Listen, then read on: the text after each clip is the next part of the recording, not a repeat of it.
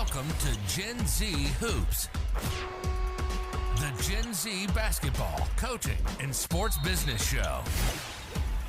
On this podcast, you'll learn from professional players, coaches, and executives from all over the world and see the court in a brand new way.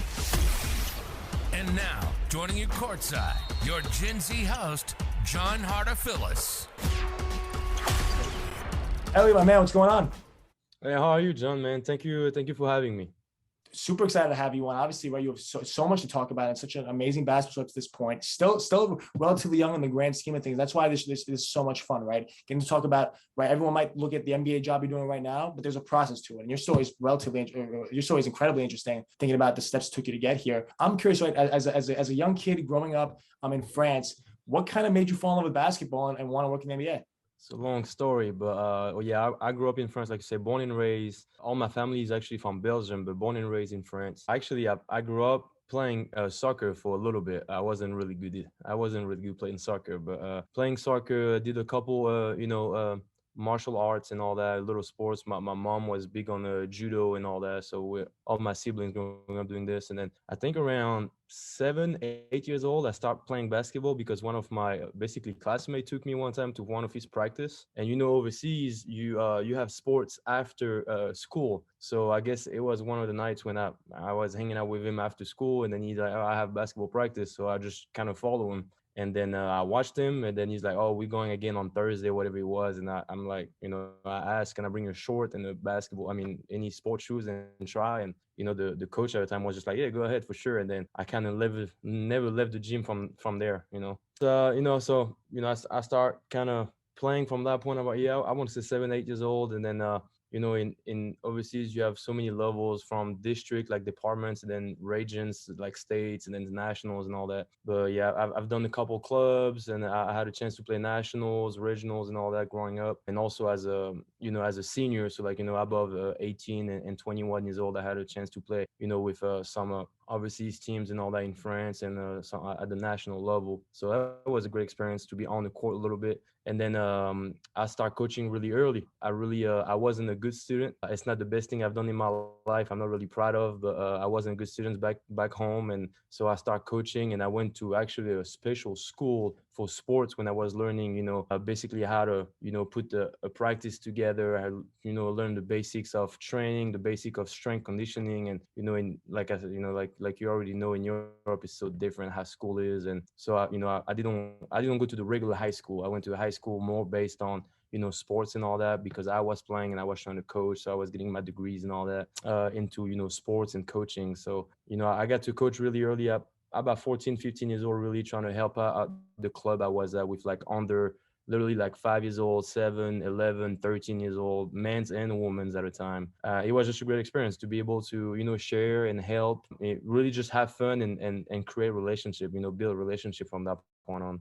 So I love that, right? And especially talking about the coaching you did while you were still playing. Obviously, we're starting with the lower levels when you were younger, but at what point did that maybe intersect to where you're still playing at a super high level, right? You're a senior, you're playing all these high level teams, but you're also coaching. How that maybe both those things go along with each other? So it was kind of tough. So I did not play first league or neither second league, by the way, in France. I wasn't, this type of player. I wish I was, but I never was one of them. So, I got to play at national level, but we have 5 to 6 different levels now. So it kind of means, a lot, and also nothing based on, which division you play in. But I got to play, in the fourth and third, in fifth and third division overseas. And then, so we were practicing, just once a day in the morning. So I had the entire afternoon to study, go to school. And then, like I said, after school, for me, as well as for the kids I was training, it was a perfect time for me because I practiced in the morning. I already went to school. And then my free time is when they just get out of school and they go straight to the gym. And this is my time to basically train them. So it kind of worked out, perfectly in a way, beside, all the traveling you have to do with your own team. And then with, you actual coaching teams, to go coach them here and there. But obviously, the higher you get, and then the harder he gets too, because the level gets higher, and then obviously you get better players, then you have to recruit more, then you're practicing more instead of twice a week. It's 3 and 4, and then 5, and then every day. And then you have to travel, and then some trips you go a day before and you sleep at a hotel, which is something in overseas you barely do. It's something really, really rare. So most of the time you leave like at 6 or 7 a.m. and you drive the entire day. You're gonna play at 3 p.m. somewhere. So it's kind of not ideal, but that's how overseas works because of the money and the budget issues. But so yeah, it was funny and easy at first, and then obviously I got to understand, and I will never be a pro player as far as like making big time money and maybe one day make the NBA. I knew it will never be the case. So I kind of I really fell in love with coaching, and it was a time when, like I said, school wasn't I wasn't a big student at the time and everything. I just thought that basketball can really be a path for me to kind of see through and see what can I get from there. And then from that point on, I just sacrificed everything to move forward and go step by step and go literally level by level from district to regionals to nationals to trying to work with Linsep, where all the most pros come from, and then after that from some pro teams, and then I got to the States after that. I can't wait to talk about when you got to the States. I mean, so much definitely has happened since then. And the groundwork that you laid for yourself in France is incredible. But you have in your Instagram bio that basketball saved your life. And you just was talking about now about, right, how much went into all that with all this coaching you're doing, and how, right, like maybe other avenues where other people maybe see success as like being predicated in the classroom, you found it through basketball. I mean, can you talk a little about that and and how really basketball saved your life? Yeah, so I grew up in a town in France when it's actually my parents used to live in a town when it wasn't really no issues or anything. But like I say, unfortunately, I wasn't a great student. So I got to change, middle school. I actually did 4 different middle schools in 4 years. And, overseas, mostly in France, obviously, when you're not doing good at the one you're supposed to be good at, they send you to a level, a lower under one. So like basically a worse one, school-wise and unfortunately, like they say, people wise too. So like poor people, middle class or under. So I grew up basically with all my friends and childhood friends. They all black and Muslim, because in France we have such a huge population of Muslim and black people. So like they all my brothers. And so I basically grew up in a school when I was one of the only white people, men's or women's, like literally one of the only one. My mom, my sons, some of my class photos, pictures that you used to take early in the year. And I'm literally one of the only white guy in the entire school sometimes. I mean, it was crazy just to think, you just think back on it. So it was just because of obviously my students, journey. I had to go through all this. And then basketball saved my life because I really thought then, it was no way I would get, a bachelor, a master and go study, become a doctor or whatever, economics or whatever it might be, marketing. Like it just, nothing was really interesting to me, nothing. But then when I fell in love with the game, I just tried to, play as much as I could and spend all my time in the gym. And then when I started helping out coaching and training, I really kind of, like that building relationship, helping and always training on the side and coaching here and there. And then, I had a lot of mentors and big brothers that always told me, that, if you sacrifice everything and you get to, know everything about what you want to do, then you have as much information as you need to try to, make it happen. So that I kind of, follow the steps line as far as like I try to learn everything about, all right, the federation of, the French Federation of Basketball. How can I become a coach? How much does a coach make? Can I actually leave off being a head coach one day? I had no idea what was possible for me. So just literally sacrificing everything. I stopped going to school because I was going to that sports school that I mentioned earlier to get my, basketball degrees to become a head coach at the national level, which I got later on in 2019, I believe. Oh, 92, I'm sorry, in 2014, I believe. It kind of took off from there, So basketball saved my life because it kind of got me off the street with the people I was kind of hanging out with and where I grew up at. And also, obviously, give me a path to where I'm at today because, without basketball, I really don't know where I would be right now. I feel the exact same way, and hearing that story, right? I mean, it's awesome to me and so inspirational to think about how much basketball has done for you. But thinking maybe about, but it's so motivational thinking about that. And it's funny, one of your friends at the Pistons, Bryson Williams, when he came on the show, I told him, dude, like if anything doesn't work out with basketball, you should become a motivational speaker. Because that's what I told Bryson. Honestly, it's the advice I give you too. But when I noticed, right, I do my research on this. I saw you on an Instagram bio. You had a lot of Eric Thomas quotes, a fellow Detroit guy. Whether it's be phenomenal, be forgotten. forgotten or sacrifice who you are for who you want to be? I mean, is ET maybe an inspiration? I mean, what are the things that keep you going? Yeah, it definitely is. So I give you a little story about me. So every morning, my wife is my witness, all my family when I'm back home. But every morning when I brush my teeth and everything, and basically the entire day, when I have my headphones in, I don't really listen to music. I listen to literally motivation speaks from Eric Thomas, Inky Johnson, all these people. I mean, it's just, sometimes, it's kind of, you go work out and then you in the weight room and you need some songs that get you going. So sometimes it's just, to get me going in the day. But sometimes it's really like, you might be in any type of, mood or mindset. We just like, I maybe need to hear something that, okay, let's think, let's think on this. Let's see what happens. So I have a huge list at home that I kind of follow, and, with people I listen to that I like, and some favorite one. Then, when I feel this way this day, I got to listen to this one, whatever. So yeah, so Eric Thomas is definitely a big one. I never got a chance to meet him. I wish one day it happens, but Inky Johnson, actually, I did meet him at Texas Tech. He came and he speak to the entire team and actually the entire athletics departments back then, 2018, I believe. So that was great. I got to talk to him afterwards, and just to share a little bit. And then I had a chance to study at Texas Tech and studying psychology and leadership and communication. So that all those things kind of goes together. And I think that's that's a big one for me, to just always staying motivated and having a goal and having a discipline to make things happen. I love that. I relate to that so much because both of those guys are people that I listen to. Maybe not every morning, but I do definitely have them in my playlist, and I'll listen to them when I'm working out or whatever that might be. I actually got a chance to meet Eric Thomas at an event he did in New York City. I haven't got to meet Inky Johnson yet, so maybe we got to trade those experiences. We got to trade that sometime. I'll meet Inky. You can meet Eric. We got to figure that out. But no, obviously, so cool thinking about you. Obviously, all that stuff and how it keeps you going, and right, how you're like that story you have of finding your passion for basketball, chasing it, and now you're here in the States. So we've kind of jumped away from that. But that's obviously super interesting too in terms of what maybe got you here to the States and in that first step, and how you kind of took it from there. It's like a long story. So like I say, I think the main word for me was more like sacrifices, really. So I left France in a great situation, decent amount of money for being overseas. I was a head coach and I was an assistant also for a pro team. I mean, I had a great situation. I really was blessed and lucky, and I was learning so much. But I kind of wanted to keep learning more and move up and everything. And then I had this opportunity and chance to maybe get to the States right now. And obviously understanding, I've been, like I say, getting a lot of information about college and how can I get in, and it's so hard, and you have to be able to recruit, and you're not a player, so there is no scholarship. You got to pay your own way. Oh, you don't have a master's, you need a master's to be on the bench.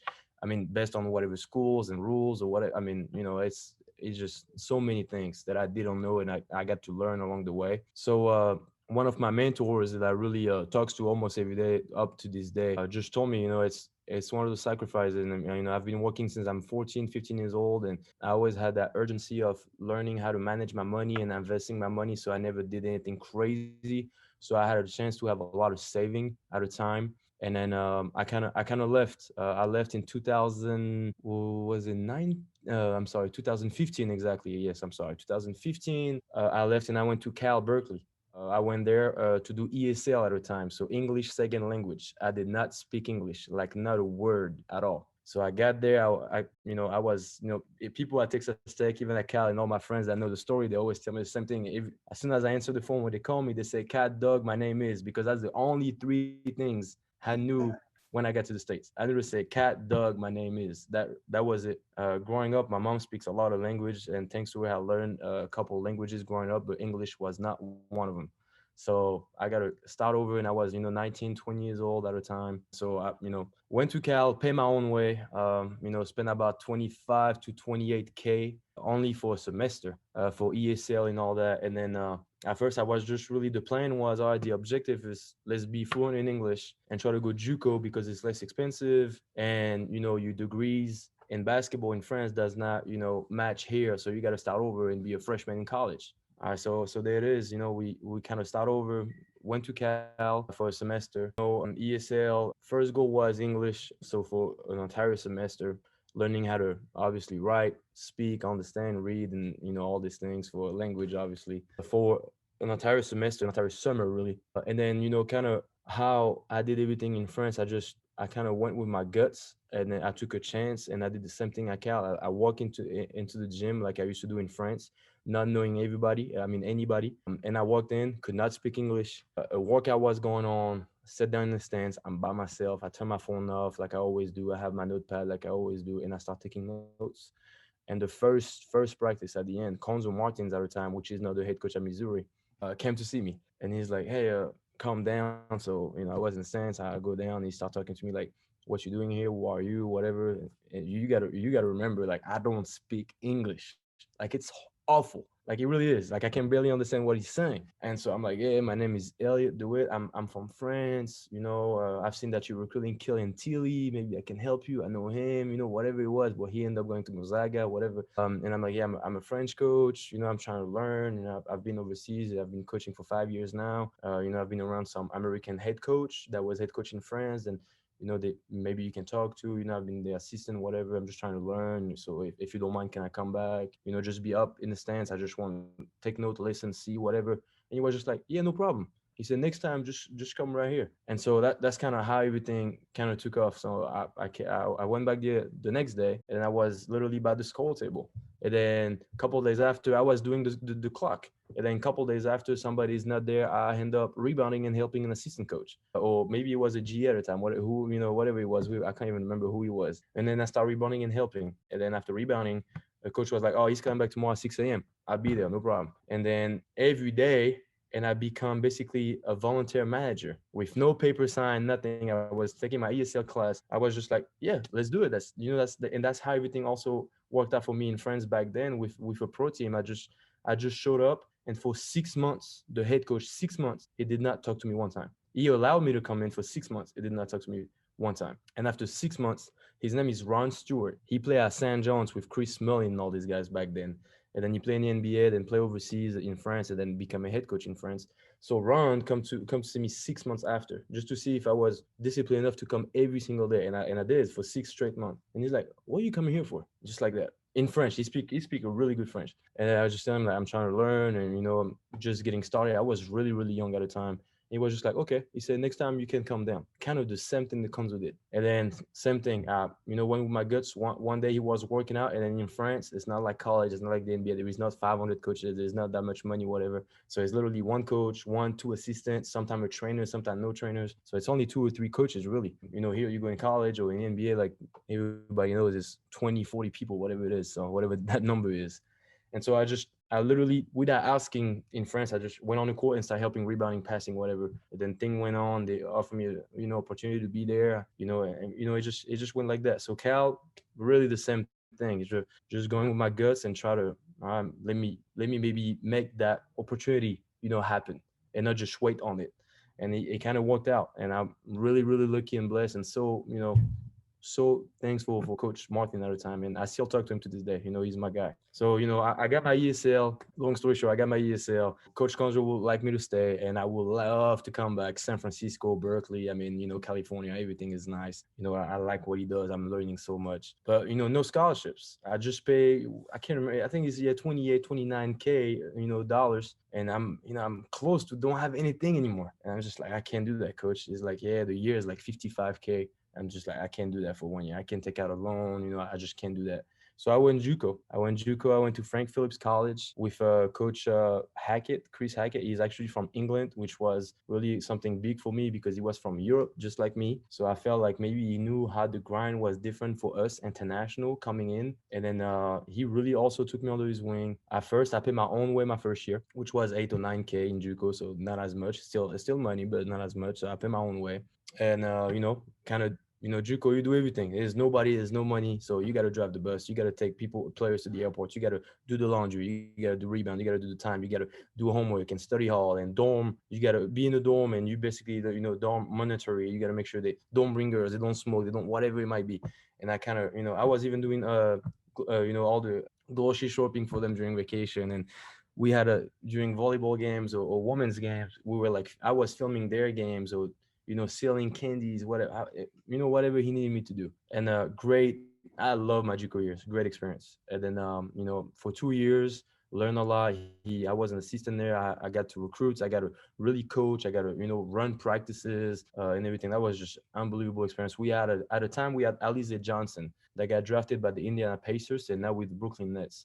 He's still my guy. We still talk to this day. So it's kind of fun when we see each other now on the NBA court. It's crazy because I remember so many times when we were talking to each other and, kind of, you talk shit on the court. It is what it is. I was saying, you never make it. He's like, you never make it either. And so now here it is. So it's kind of funny. And then, I got to be Frank Phillips. So in Texas, I got to talk to Max Lefebvre, which is a video coordinator with the Timberwolves now for the past 3 years. He was with Coach Beard at the time, Angelo State D2.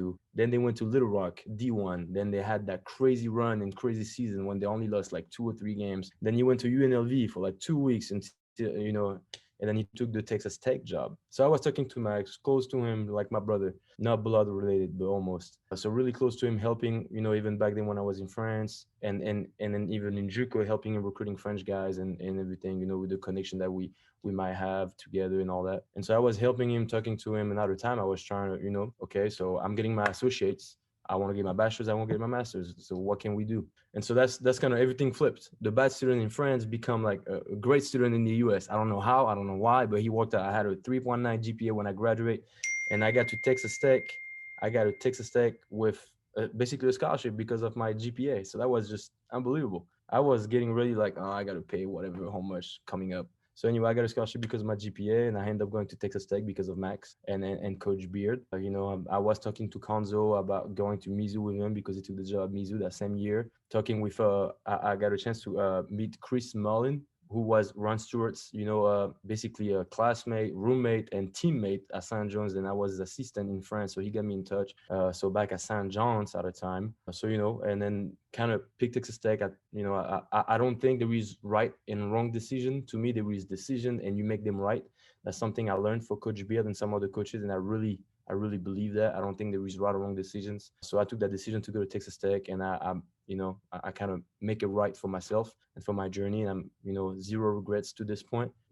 We had 3 great years. I had my bachelor's, I got my master's. I got also to be the video coordinator and work for coach, full time and everything. So that was just a great experience. We obviously had players going to the NBA. We won a lot of games. We won the conference for the first time, went to the Final Four for the first time. So it was just so much emotion in 3 years. And then, just connected with NBA people along the way for years and years and years. Going to the summer league every summer after 5 years of sacrificing and always taking my summer and never going home or barely going home. Just like always going to summer league, trying to literally fly to like NBA cities and talking to GMs or coaches or assistant coaches, whoever I might know, and try to like, hey, can I watch practice? Can I come watch a workout? Can I come meet people? Like I'm literally coming into the city, paying my own flight, my own hotel, my own food, whatever, just to show that I'm trying. Like I don't want to wait on the opportunity. I want to make it happen. So let me show you I want to make it happen. And so I did that for 5 years. And thanks to Coach Hackett in my JUCO that let me do that over the summers, and also Coach Bill let me do that over the summers for 3 years. And then I got a relationship with Jordan Brink, who was the head video coordinator here at the time. He's not a PD coach, a player development coach, a great guy that I got in contact with. And then we talked for a year or two. And then a position kind of came up, and then Coach Casey was connected with some other coaches also at Tech. I got a chance to come here for a couple weeks, meet with everybody, be on the court and be in the video room, see what's going on, what's possible, what's not. And then I got a position here, and I'm, so I was and still so excited and blessed and happy to be here. I can't believe I'm saying this, and it really hurt. I love Eric Thomas. I love ET, but I'm gonna have to delete that stuff for the players and listen to this episode, because honestly, I'm not even kidding when I say this. This is so awesome. Like, your story is so cool. And it's fun, right? It's not that what you're telling me right now is not something I can just see on your LinkedIn profile and say, okay, like Elliot's a hard worker. Elliot did it. No, like the titles are all great, but the story behind it is incredible. I'm really happy that all this stuff worked out. It's awesome hearing about it. I mean, there's so much to touch on in there. I mean, maybe going back to the Texas Tech stuff before we get into Detroit. I mean, right, whether it's the Elite Eight, right, like the Big 12 national the Big 12 championship, making it to the national championship. I mean, like what was all that like? I mean, we touched on how you got there, but I mean, what was it like being there? It was really special. It really was. Mostly, being from overseas, and because I talked about it a lot of times, because I had a chance to be in the first league assistant in France when the locker room is small, there is not such a crowd. So when you go to college, it's 100 1,000 times better. And that's why I'm always like, when I was in college and I was talking always to all the players, I'm just like, I hope you make the league. Because if you don't make the league and you go overseas, you're going to miss all this. You're going to have 2-3 coaches. You're going to bus everywhere. There is no flight or barely. There is no crowd unless you go to EuroLeague, of course. Don't get me wrong. But I mean, it's not like that. And I was just like, obviously, it's just coming from overseas. And I've seen, this a little bit. And then getting there, going to the Elite Eight with a great team, a few NBA players on that team. And then bouncing back with a lot of new players, and then literally winning 9 straight games in the Big 12, which is something really, really hard to do in the Big 12. And then winning the Big 12 for the first time in school history with a lot of new players. And that was just unbelievable. Winning on the road in the Big 12, just like, I haven't been in other conferences, obviously, but winning on the road in the Big 12 was something different and special. And then obviously everybody want to beat you. You're on a winning streak, whatever. So, and then they know you first right now in the standing. And, if you win the next 2, the next 3, the last 3, the last 4, you're going to be, you're going to win the league. So everybody's trying to beat you. And every time you go somewhere, and then we had to win the last game. I remember Iowa State. And so everybody knows the history of Iowa State, the building. And it was crazy. It's 16,000 people yelling at you. You can't even, think or hear yourself. But Coach Beer was just unbelievable on preparation. That's why I do believe he's the best on that. Like, as far as being prepared, he hates to be our work. And that's how he trained us. And that's how I've been, used to work now. Like, you just can't be our work, and you have to be so much prepared. And, during the non-conference schedule, we always play, big team. We play always on the road.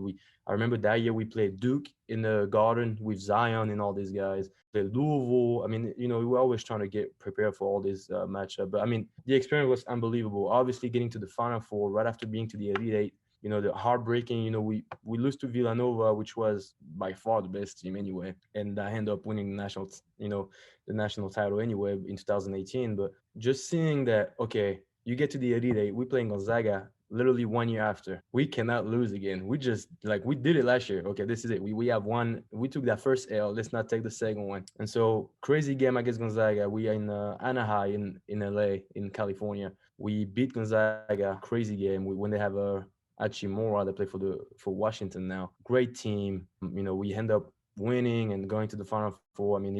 I think the game, the environment, everything was crazy, obviously, and unbelievable. And I still dream about it. But I think the best was literally, I don't know if you've been to Lubbock. I don't know if anyone has been to Lubbock, but it's not a huge town, but it's a good town. It's a college town. You land in Lubbock when you met the Final Four. So you just won the Big 12 a couple weeks ago, a few weeks back ago. It's already nuts. Like, it's ridiculous because you come back to the building. We won on the road at Iowa State. You got to cut the net and whatever. Anyway, and now you just a few weeks after, you just won and you're going to the Final Four. The city, it's ridiculous. It was unbelievable. The city, the people, the energy. You were I remember we almost got in trouble because everybody want to give us stuff. NCAA rules violation. You can't do that. You have to pay for your food. You can't do all. And we had to always tell people, please, give us a receipt. We have to pay.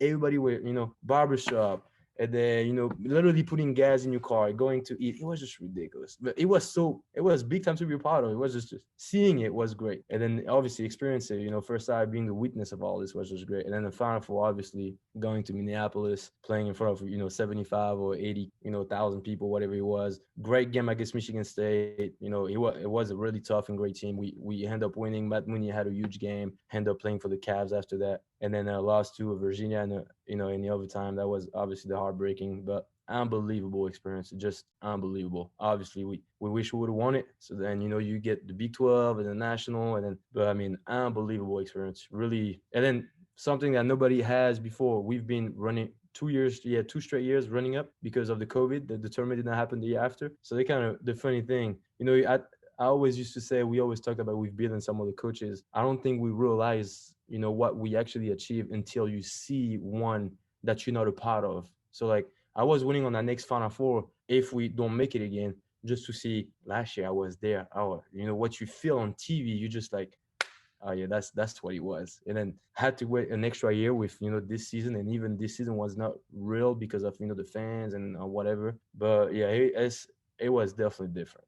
watching you like just jumping with excitement over something that happened like 2 years ago is so cool, right? Thinking about how a kid from France was able to just chase his passion for basketball, overcome adversity, right? And be able to be in that environment just to begin with, let alone a part of the team at a high level, right? Doing all that cool stuff. That's incredible. And then we touched on a little about how you got to the Pistons stuff, but like you're in the where the magic happens right now in the video room. Just kind of walk us through maybe what you do on a day-to-day basis. We actually have a big video room here. It's 6 of us. So you have the head, then the assistant, and then all the other interns. And so we basically all work for somebody basically in a way. So we all work together, but we all work for the head video guy most of the time, or he can also be an assistant, also the head coach. Sometimes if he comes straight from here, it kind of depends on who and what and the situation and the context. But most of the time during the season, so you're gonna code a lot of game, with sports code and all that. You're gonna help with pull up like personnel clips, helping with scouting a lot, and then most of your work will be really just video wise. That will be it, and then everything else will be on the court. So like help out on every workout, as far as rebounding, passing, defense, offense, whatever it might be. Sometime running drill based on what player, when, or with who. Like it kind of depends. But that's kind of your full day will be you do a lot of video, but you also on the court a lot.